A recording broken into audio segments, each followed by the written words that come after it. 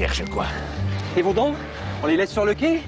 Vous voulez les garder en souvenir? C'est que des gosses. Que des gosses. Voilà. Mais non. Vous pouvez pas le dire. Alors, il y a apparemment rien pour nous. C'est aussi une preuve d'amour de savoir s'effacer. Bien. Quel est votre avis, commissaire? Mon avis, c'est que Séverin n'est pas le tueur que nous recherchons. Il a profité de la ferveur médiatique pour s'attribuer tous les meurtres. A besoin de reconnaissance. Malheureusement, il va falloir chercher ailleurs. Des nouvelles de son état de santé? Il a décompensé brutalement. Il est interné, sous médicaments et camisole. S'il reprend ses esprits et qu'il parle de notre charmante collaboratrice, ils vont se jeter dessus. Mais ce sera bon pour personne, croyez-moi. Alors, faites en sorte que Séverin reste bien à l'écart et qu'il ne soit pas en mesure de parler s'il se réveille. Bien, monsieur le préfet. Comment voulez-vous que j'autorise une telle opération? Laisser filer 2 tueuses en série dans la nature? Vous voulez pas rajouter Hannibal Lecter dans la meute pendant que vous y êtes? Écoutez, nous, on n'a plus le choix. C'est vous qui nous avez foutus dans cette merde, Ferracci. C'est vous qui avez voulu monter cette opération avec la menthe et vous l'avez complètement foirée. Alors à partir de maintenant, c'est moi qui donne la marche à suivre, c'est clair? Si les choses se passent mal, vous n'aurez qu'à dire que vous n'étiez pas au courant. Que j'étais le seul à mettre en place cette opération. En tout cas, c'est ce que je dirais moi aux médias. Vous avez conscience de mettre votre carrière à la poubelle, commissaire? La mienne, oui. Pas la vôtre, monsieur le préfet. C'est ici que ta mère est morte. Un matin, elle est montée là-haut et elle a sauté. T'es trop jeune pour t'en souvenir, mais ta mère était pas vraiment une personne très équilibrée. Et puis un jour, les psychiatres ont commencé à me parler de troubles bipolaires. Alors on a essayé un nouveau traitement. Et ta mère s'est mise à aller mieux. Et puis un jour, elle est même sortie de l'hôpital et je pensais qu'elle était vraiment guérie. Mais je me trompais. Je comprends pas pourquoi tu m'as rien dit. T'avais 8 ans quand c'est arrivé. Et je pensais que tu pourrais pas comprendre.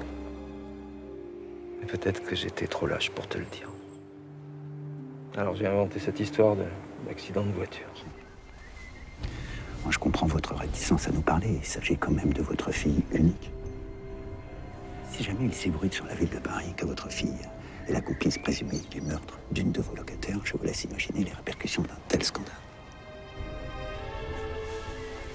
Surtout que vous avez déjà eu à essuyer les remous d'une affaire de meurtre dans laquelle votre fille était impliquée.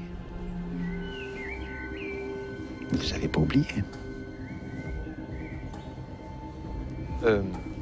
Qu'est-ce que je peux faire pour vous aider? Signer une déclaration dans laquelle vous témoignez que votre fille vous a dérobé à votre insu les clés de l'appartement. Une fois qu'elle sera en détention, ça ne sera pas difficile de la faire avouer et qu'elle dénonce ses complices. Quant à vous, monsieur William, vous reprenez le cours de votre vie et vous oubliez le passé. Autant que vous le pouvez. Si je signe ce document, vous me garantissez que ma fille et moi n'aurons plus aucun problème. Aucun. Et en ce qui concerne l'affaire Fabien Mévrel?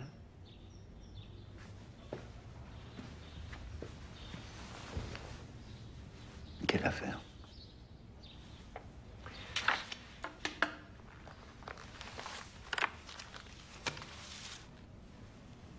Qu'est-ce que c'est? L'assurance que nous sommes bien d'accord.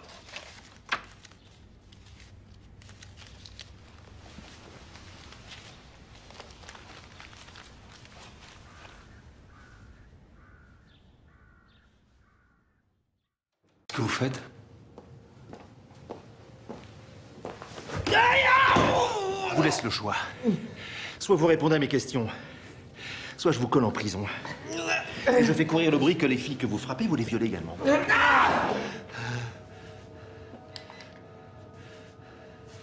Bien, bah je vous le laisse.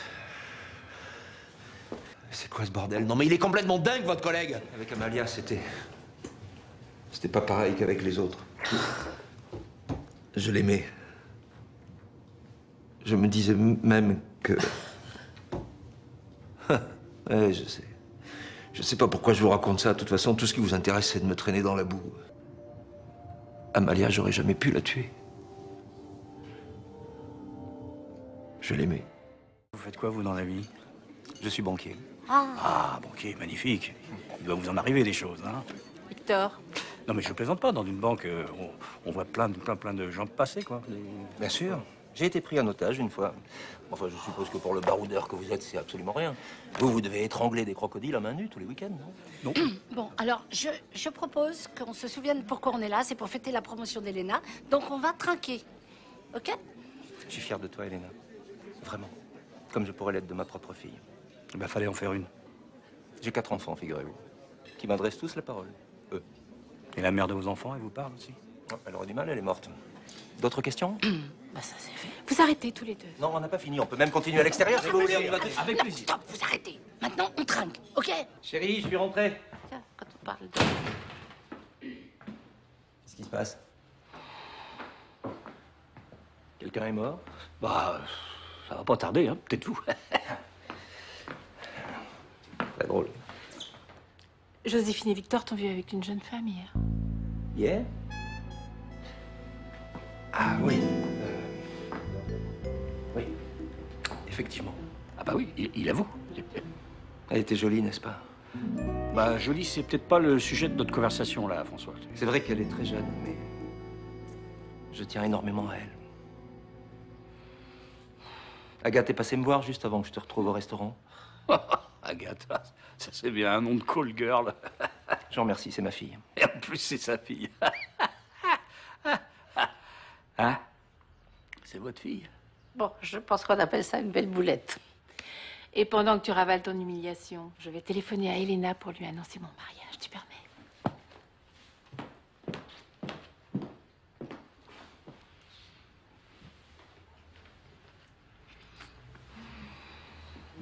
Bon, bah, écoutez, je suis encore désolée pour la boulette, là, mais félicitations. Merci.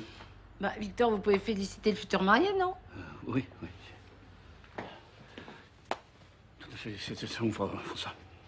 Pardon, j'ai pas bien compris. Hein, toutes mes félicitations, François. Nous ne voulions absolument aucun mal à cet homme, bien entendu, mais il n'était pas fait pour notre fille, voilà tout. Et 500 qui font 10 000. C'est mieux comme ça, monsieur Novak. Si vous aimez vraiment Vanessa, vous devez la laisser tranquille. Monsieur Landel. Monsieur Novak, je ne souhaitais pas vous revoir. Je dois parler à Vanessa. J'essaie de la joindre depuis ce matin, mais elle répond pas. Je pensais avoir été clair avec vous, monsieur Novak. Vous avez empoché 10 000 € pour ne plus jamais revoir ma fille. Bah justement, je suis venu vous le rendre, votre pognon. Tout a changé, monsieur Landel. Je suis plus un loser. Hier soir, j'ai gagné au loto. La grosse cagnotte, 2 152 000 €. C'est quoi ce déguisement? Duroc s'est enfin décidé à témoigner contre Wolf et sa bande de flics ripoux. Mais il a tellement la trouille de se faire descendre qu'il est venu avec 2 gilets pare-balles. Et il a laissé son témoignage, par écrit, dans un coffre, à la banque. Et la clé du coffre, il l'a avalée? Elle est là. Regarde. La voilà. La fume pas. Tout à l'heure, mon amour. Merci, ça va. J'ai viré Pierrick. Ah bon? Définitivement? Non, 15 jours seulement. Mais j'en ai marre, là. Je crois que je vais saisir la commission de discipline. Il faut vraiment qu'ils comprennent ce que c'est que la confidentialité dans une enquête. Mon Biquet, c'est peut-être moi qui en ai un peu parlé, ça m'a échappé. Mais je te jure, je pensais pas que ça finirait dans le journal. Je t'ai demandé une chose, Ghislaine. Une seule, c'est de ne jamais parler de mon travail. Je te demande pardon, mon Biquet. Le secret professionnel, Ghislaine. Tu sais ce que ça veut dire, ça? Tu comprends? Le secret professionnel. Crie pas, Gégé. T'as lu le journal de Justine? Pas en entier. Je sais que j'aurais pas dû en parler, mais au salon, dans le feu de la conversation, c'est sorti tout seul. Tu m'étonnes. Ton salon, c'est l'épicentre de tous les ragots du canton. Tu me traites de commère, là, Gégé. Affirmatif. Parce que c'est ce que tu es, Ghislaine. Tu es la reine des commères d'Optère. T'as pas le droit de me parler comme ça. Je sais que j'ai eu tort, mais c'est pas une raison. Si, c'est une raison. Tu m'as trahi. Ça veut dire qu'à partir de maintenant, je pourrai plus jamais t'accorder ma confiance. Do you shoot like that? No. Me neither. No police officers do that. If I combine different fields, frames on the video, could take some time, but we'll get a clear image of his face. Jean Monteux, wanted by Europol and Interpol for several professional hits. His family has sued Europol. What? It's insane what lawyers can do. I have a meeting with them in half an hour. They are early. Now why have they sued? They claim that Europol personnel killed their client in cold blood. I wasn't Europol. How do we know that? There's videotape. So they're asking for a copy of it. Legally speaking, I don't think we can refuse.